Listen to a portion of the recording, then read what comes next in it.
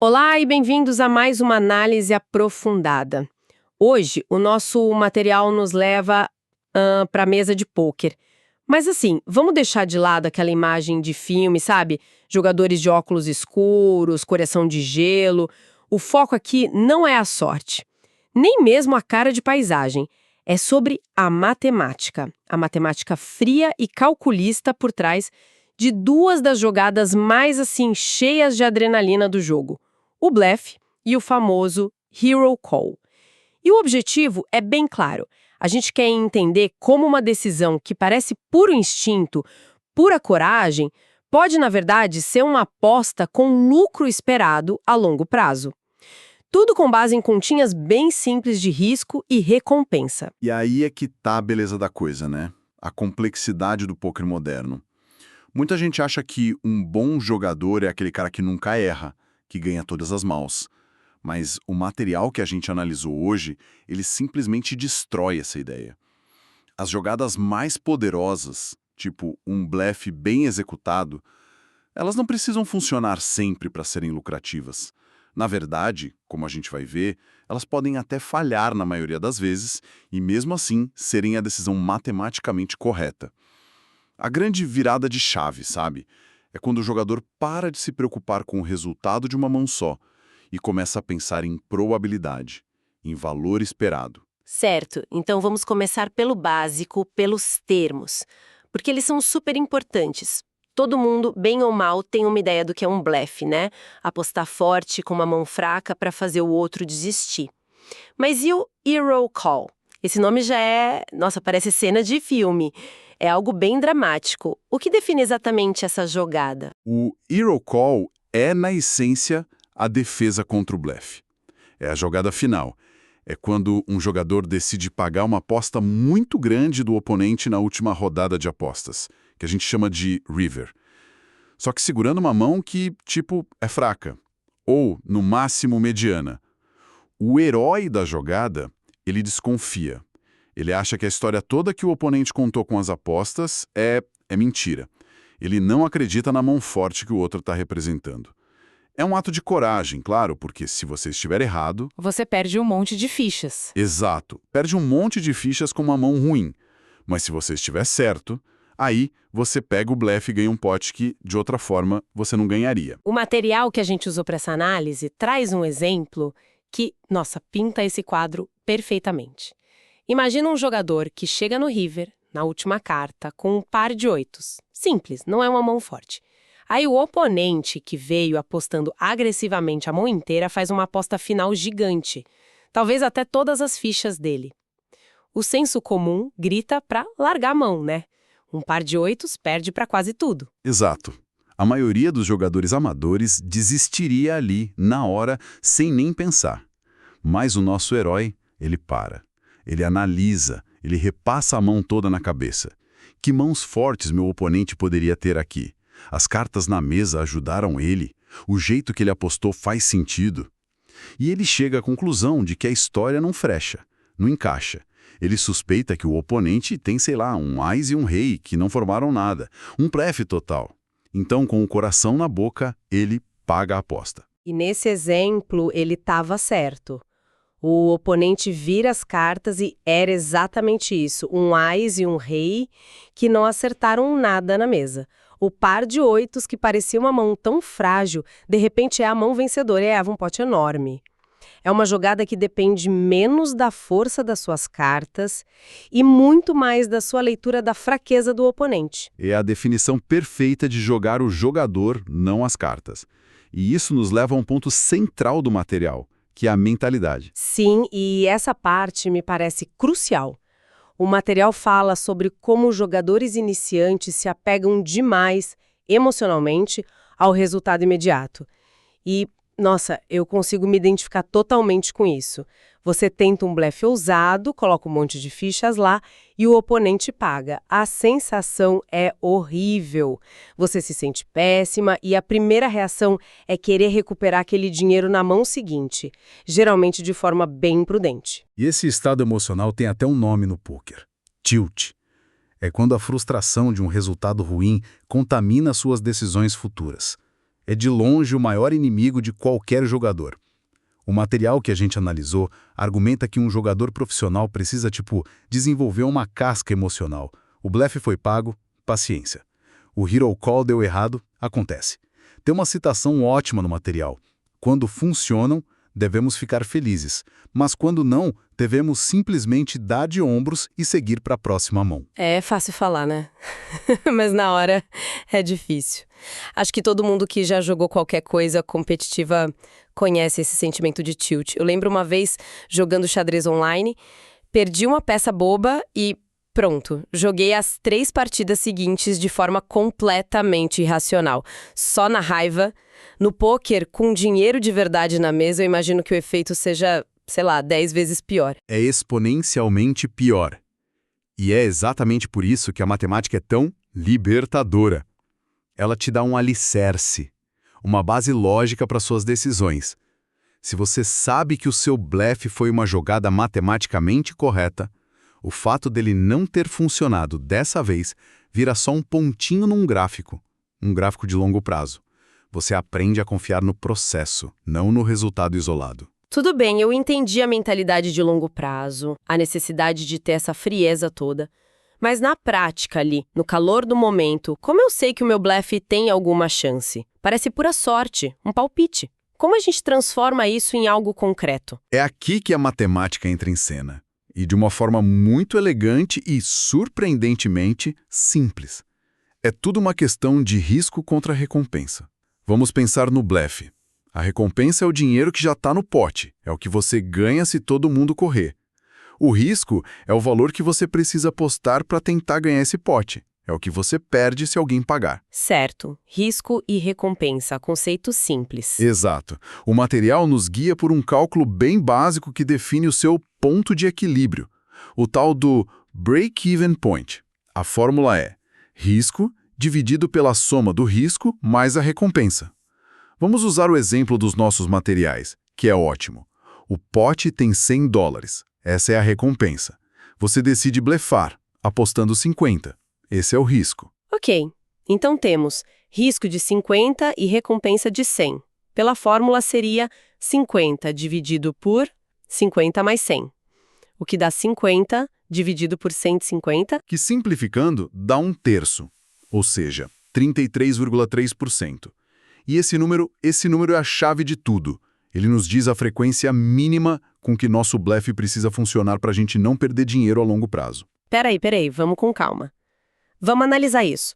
Você está me dizendo que, nessa situação, meu blefe de $50 só precisa que o oponente desista uma vez a cada 3 tentativas para eu, no mínimo, empatar.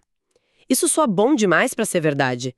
Minha intuição diria que, se eu tô arriscando 50, eu precisaria que funcionasse pelo menos metade das vezes, 50%, para valer a pena. E é exatamente essa intuição que a matemática vem para corrigir. É contra-intuitivo mesmo. Pensa assim, em 3 vezes que você tenta a jogada, vamos supor que ela falhe 2 vezes e funcione uma. Exatamente os 33,3%. Nas 2 que falham, você perde sua aposta de 50. Uma perda total de 100. Na vez que funciona, você ganha o pote de 100. No final das 3 mãos, seu resultado foi 0. Você empatou. Qualquer coisinha acima de 33,3% de sucesso, digamos se o oponente desistir 35% das vezes, a jogada já se torna lucrativa. O blefe deixa de ser um ato de desespero e vira uma ferramenta de investimento, com expectativa positiva. Nossa, isso muda completamente a perspectiva. De repente, a pergunta não é mais será que ele tem uma mão forte? A pergunta vira qual a probabilidade dele desistir? E, para facilitar o material que a gente analisou, ainda traz umas tabelas bem úteis que já fazem essa conta pra gente, né? Exatamente. São as tabelas de break-even. Elas já mostram a porcentagem de sucesso que você precisa para diferentes tamanhos de aposta. Por exemplo, essa que a gente acabou de calcular, uma aposta de metade do pote. A tabela confirma lá, 33,3% de sucesso necessário. E olhando a tabela aqui, eu vejo que para apostas menores, o número fica ainda mais baixo. Se a aposta é de só 1/4 do pote, a necessidade de sucesso cai para 20%. Só isso. Isso é uma em cada 5 vezes. É um risco muito baixo. Quer dizer que dá para fazer blefs menores com muito mais frequência, porque eles quase nunca precisam funcionar para serem rentáveis. Agora vamos virar a moeda e olhar para o Hero Call. A lógica matemática é a mesma, só que a perspectiva é do jogador que está enfrentando a aposta. Aqui o cálculo se baseia no que a gente chama de pot odds, que é basicamente o preço que você está pagando para tentar ganhar um prêmio. Então, se o pote tem 100 e o oponente aposta 100, o pote total agora tem 200. Eu preciso pagar 100 para ter a chance de ganhar esses 200. É isso. Quase. Você precisa pagar 100 para ganhar os 200 que já estão lá. Então, o pote total que você estaria disputando é de 300. As pot odds são essa relação. Você arrisca 100 para ganhar um pote total de 300, que são os 100 seus, mais os 200 que já estavam ali. A tabela de Hero Calls traduz isso em porcentagem. Para uma aposta do tamanho do pote, como nesse exemplo, a tabela mostra que você precisa estar certo os mesmos 33,3% das vezes por qual ser lucrativo. Ah, então é a mesma porcentagem do nosso exemplo de blefe, só que do outro lado da moeda. Se eu acredito que meu oponente está blefando mais do que 1/3 das vezes nessa situação, pagar a aposta é a jogada correta, a longo prazo, mesmo que minha mão seja fraca. Perfeitamente. E o que é fascinante é como as pot odds podem, às vezes, te oferecer um preço bom demais para recusar. Se o oponente faz uma aposta menor, tipo 33 num pote de 100, a tabela mostra que você só precisa estar certo umas 20% das vezes. A matemática está praticamente implorando para você pagar porque o risco é muito baixo comparado à recompensa. Ok, a matemática é limpa, é poderosa. Honestamente, é uma revelação. Mas o pôquer não é jogado num laboratório, né? Contra um robô que desiste exatamente 33,3% das vezes. O material deixa bem claro que essa é só metade da história, certo? Sem dúvida. E essa é a ressalva mais importante de todas. Ignorar isso é o caminho mais rápido para quebrar. A matemática te dá a linha de base, a referência. Ela responde à pergunta: com que frequência meu blefe precisa funcionar? Mas ela não responde à pergunta mais importante. Será que ele vai funcionar contra essa pessoa, nessa situação, com essas cartas na mesa? A matemática é um mapa, mas a leitura do terreno é o que te faz chegar ao destino. Então vamos falar desse terreno. A matemática me diz que meu blefe de 50 no pote de 100 é lucrativo se o oponente desistir 34% das vezes. Mas, e se eu sei que esse oponente específico é um calling station, como se diz? Sabe, alguém que veio para se divertir e paga quase tudo. Essa matemática de 34% vai pela janela, né? Eu estaria basicamente queimando dinheiro. Exatamente. Esse é o exemplo perfeito de como o contexto anula a matemática pura. O material lista vários desses fatores. Primeiro, a textura do board. As cartas na mesa favorecem o tipo de mão que você está representando. Se a mesa tem 4 cartas de espadas e você aposta tudo, é fácil para o oponente acreditar que você tem um flush. Se a mesa é toda desconectada, seu blefe fica menos crível. Faz todo sentido. Que mais? Os ranges percebidos. Que tipo de mão seu oponente acha que você joga desse jeito? E que mãos você acha que ele pode ter? Outro fator é a profundidade dos stacks, a quantidade de fichas. Com muitas fichas, o pessoal arrisca mais. Com poucas, cada decisão é uma questão de sobrevivência no torneio. E, como você mesma mencionou, o fator mais crucial de todos, o estilo do oponente. Ele é agressivo, blefa muito, ou é super passivo e só aposta quando tem um monstro na mão? Então, a verdadeira arte do pôquer de alto nível é essa fusão. É fazer esse cálculo rápido de risco e recompensa, e aí ajustar o resultado com base na sua leitura da situação e da pessoa na sua frente. É exatamente isso. A matemática te dá a resposta padrão. A psicologia e a observação te dizem quando se desviar desse padrão.